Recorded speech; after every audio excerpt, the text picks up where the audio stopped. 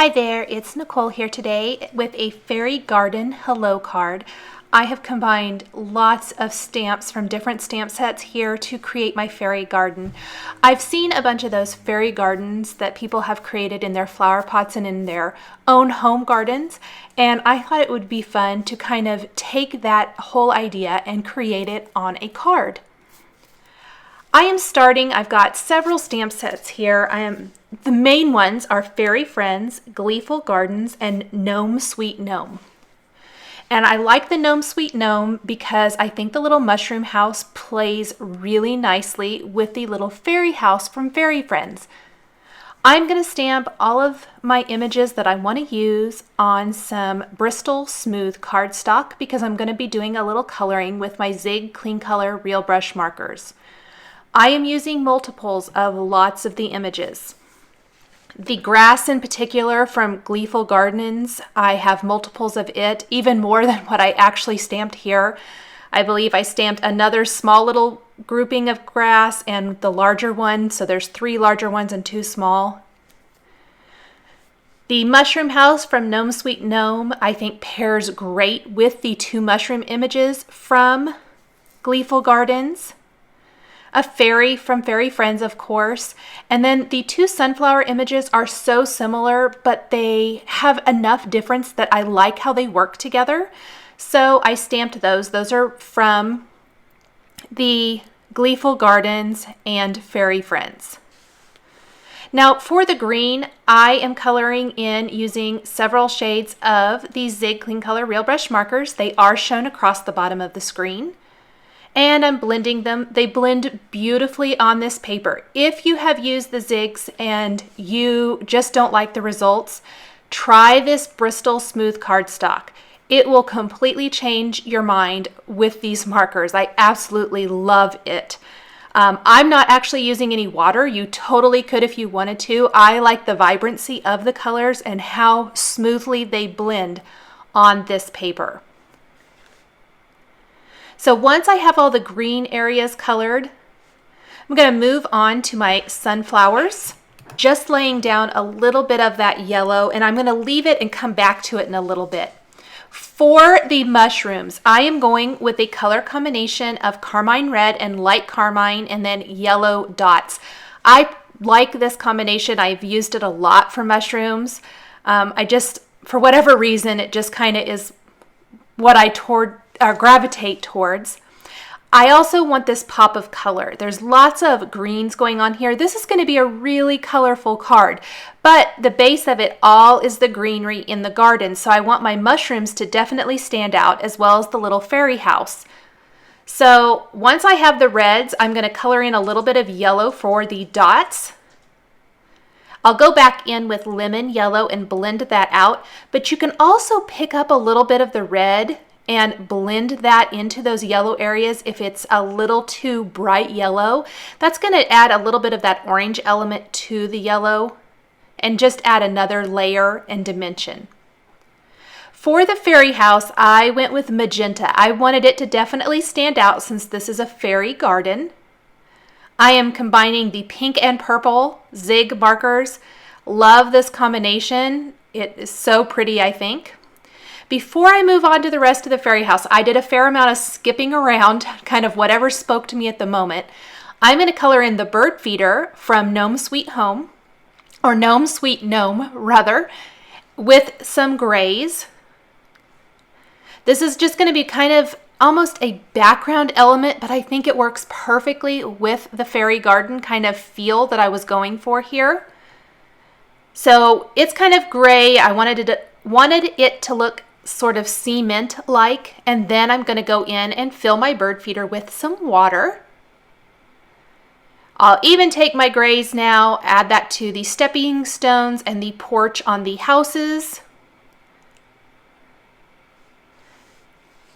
Add some yellow to the window to make it look like a light is on and that a fairy is home.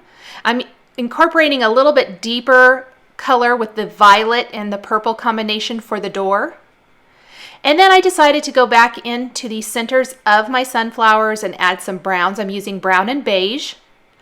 And taking a little bit of that brown color, just like I did with the mushrooms, and pulling that brown into the petals. Again, going to give you a little bit of look of orange and add more dimension to that color. For the bases of my mushrooms, that's going to be brown and beige as well. Same two colors I used for the centers of the sunflowers. I'm going to do all three the same. So the two individual mushrooms as well as the little mushroom house. Laying down my darker color first and then blending it out with the lighter color. If it blends out too much, you can always go back in with your darker color and add a little bit more dimension. Again, yellow in the window to make it look like the lights are on and it's someone's home. And I'm just going to go with gray for the door here on this house. At this point, I really didn't want to incorporate any additional colors.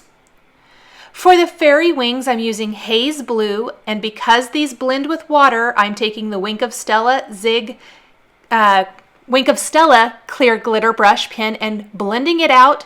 It's going to add glitter to the wings plus kind of blend out that blue. The face is a combination of the flesh color Zig Clean Color Real Brush Marker and beige. It's a great color combination. Color in her dress with some Persian green and turquoise green. And then her hair, I originally tried to kind of do more of a feathering look, and I probably should have just left it there, but I did pull in the dark brown color. And then I tried to add some yellow and it just did not work. And I left it in here to show you that instead of scrapping the whole thing, I went back in with my beige color, blended it all out, and then I flicked in or feathered in the brown. And that ended up fixing her hair. I didn't have to go in and redo anything or redo the whole image or anything like that. I did stamp the lantern from the Fairy Friends stamp set and colored it in with a little haze blue and yellow. I'm stamping the lantern holder and some additional greenery elements with the freshly cut grass, sorry, kept getting that wrong, from Lawn Fawn. And then I've used all the coordinating dies and I'm going to die cut these. I die cut as many of the images with one pass at the machine as I possibly could. Then I went back and did the rest. From a couple of sheets of smooth white cardstock, I die cut 2 A2 sized stitched rectangles using that die from the Large Stitched Rectangles die collection.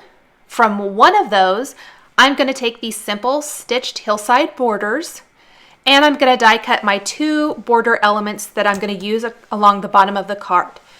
This card is really heavy with embellishment, lots and lots going on. So my background needs to be fairly simple, but I do need to create a scene. So these 3 pieces, the background and the 2 simple stitched hillside borders, are going to be all that's going on in the background. I decided to custom color them with distress inks using a fairly light hand. I'm using Twisted Citron for the 2 layers of grass. Just blending that out really well. This smaller hill layer needs to be completely covered. The other one, however, is going to be partly covered up, so I don't have to worry about covering the entire thing near the bottom. I did try to concentrate my color near the top and lighten it a little bit as I went down the border. Do the same thing for the second one. Once I have these 2 colored, I can go ahead and do my background. And for that, I'm going to use Tumbled Glass Distress Ink. I purposely kept my Distress Ink colors fairly light. Twisted Citron is one of the lighter green colors. Tumbled Glass is a very light blue color. You can definitely build it up a little darker if you want to, which I end up doing here a little bit. I do build up my color more. However, they are on the lighter end of the spectrum, so they're not going to take away from the bold, vibrant look of all these stamped and colored and die cut images that are going to make up this fairy garden. Once I have my color applied to my rectangle, I am all done here, and I can pretty much go ahead and start putting it together, except as I lay everything out, I think I really need some more going on at the top part of the card. So from the Chit Chat stamp set, they have these little birds. I've stamped a couple of them here, and I'm going to color those in really quick with my zigs and then die cut those. They aren't huge, they're not big. You could grab birds from any Lawn Fawn stamp set because there's lots of them and they coordinate so well. But one perched on the bird feeder and one perched somewhere else is just going to round out that top portion of the card and not make it look like everything is concentrated in the bottom area. Before I attach anything, I am going to stamp a greeting. This is from the Gingham Backdrops stamp set. I purposely looked for something small because I did not have a plan for my greeting when I designed the card. So I love this small size of the hello. I'm going to take the exclamation point and only ink up the little period there and stamp that behind hello instead of using the whole exclamation point.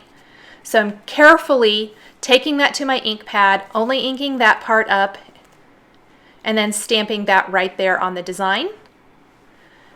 And I'm ready to put it all together. Building from the back up, I'm going to attach both of my border panels. Then I'm going to start here with the little mushroom house and the blades of grass. And some elements are going to be tucked behind the first layer, some are going to be on top, some are going to be tucked behind that back layer, just to give it that really cohesive look of a scene. So there's one of my sunflowers. You can see it's kind of starting to all come together, the bird perched on the bird bath. I'll put my fairy house here as well. Again, those great big blades of grass from Gleeful Gardens add a really nice touch and kind of make the fairy house and the mushroom house look like they're tucked inside of the garden. It helps with the sizing so that it seems like the fairy house or the two houses are much smaller than anything else because blades of grass are so huge here. I just like the whole concept of that. Tucking some elements behind others and overlapping. This is all just ways to make it look like a really beautiful, cohesive scene. I am using the Zotz Bling glue dots to attach a lot of the elements that are kind of hard to attach with a traditional tape runner, especially the smaller pieces. I did use the Zig glue pen for the lantern holder because there really wasn't a better way to attach that, or either of those pieces, I guess I should say. They're pretty thin. Placing my other little birds standing on top of that. And don't forget the fairy in the garden. Now I'm going to take the little glittering images from the Fairy Friends stamp set, but they didn't really work. I was trying to stamp them with the white pigment ink and I didn't like it. So what I did, I stamped over them twice and still I just didn't think they showed up that great. Again, instead of scrapping it, I'm going to take the Stardust glitter pen, trace over those designs, and they're going to have a little bit of glitter and it's going to help them stand out and look like a fairy garden.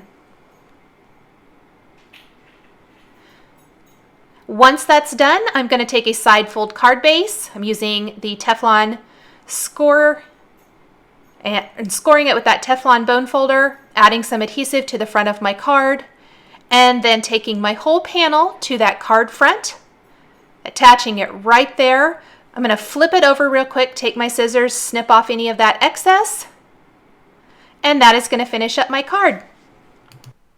Thanks for joining me today for this card showcasing Lawn Fawn stamps and dies for a fairy garden design. The supplies I've used are listed and linked below the video on YouTube. Here are a couple more cards showcasing Lawn Fawn stamps and dies that you might be interested in. Thanks for watching, and we'll catch you next time.